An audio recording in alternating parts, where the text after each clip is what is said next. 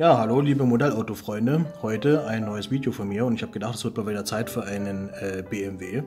Und zwar könnt ihr sehen, hier ist die Verpackung des BMWs 760 LIs Individual oder Individual. Und zwar von der Firma Kyosho.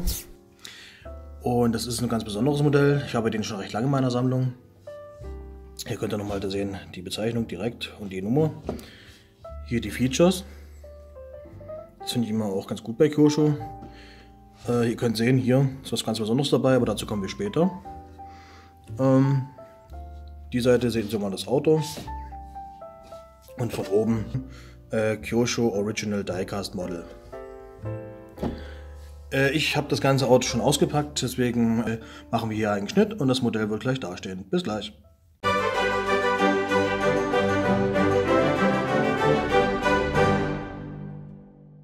So, hier ist das Modell ausgepackt und wir können schon sehen, es ist natürlich wieder schwarz mit heller Ausstattung. Und wir schauen uns mal diese schöne Front an.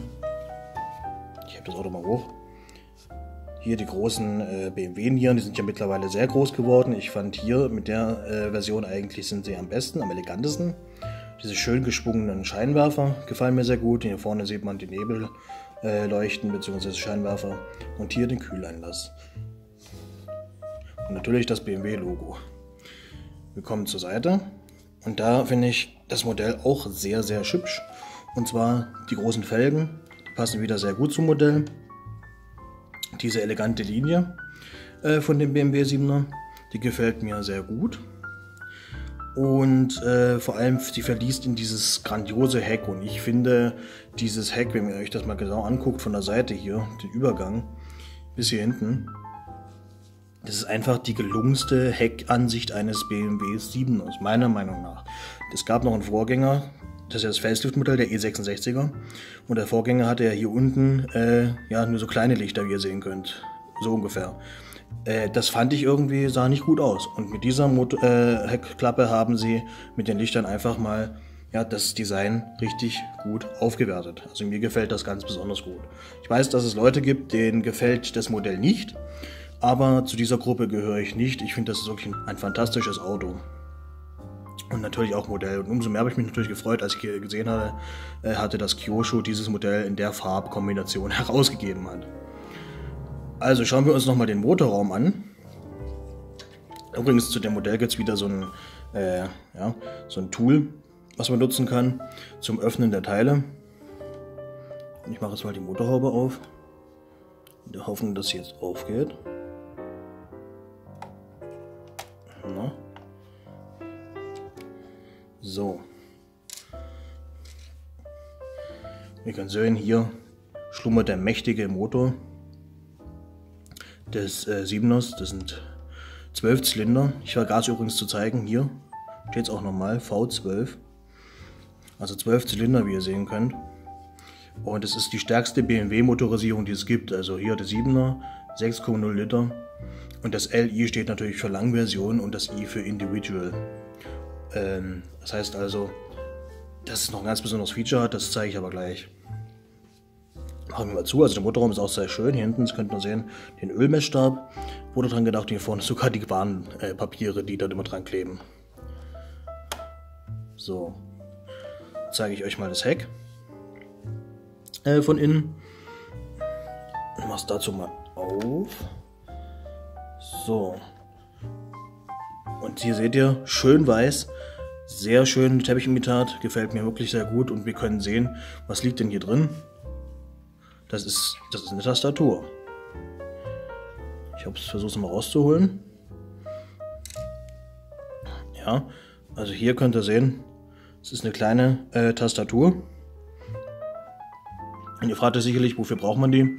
Und zwar hat dieses BMW-Modell hinten, wie ihr sehen könnt, einen Tisch verbaut. Ich mache es euch mal auf, hinten rechts, wo man die Tastatur ja, hier drauflegen kann auf den Tisch. Ja. Mit den Handschuhen ist es ein bisschen kompliziert, aber ich blende euch ein Foto ein, damit ihr sehen könnt, wie das aussieht. Ich finde das natürlich ein schönes Gimmick. Und ich weiß, dass bei vielen Leuten die Tastatur leider über Jahre verloren gegangen ist. Und ich lege sie vorsichtshalber immer in den Kofferraum. Da ist sie immer dabei. Und wir schauen uns nochmal den Innenraum an. Diesmal von hinten nach vorne. Und ihr könnt sehen, der sieht fantastisch aus. Die Mittelkonsole. Wie gesagt, der Klapptisch da vorne oder dieses Multimedia-System.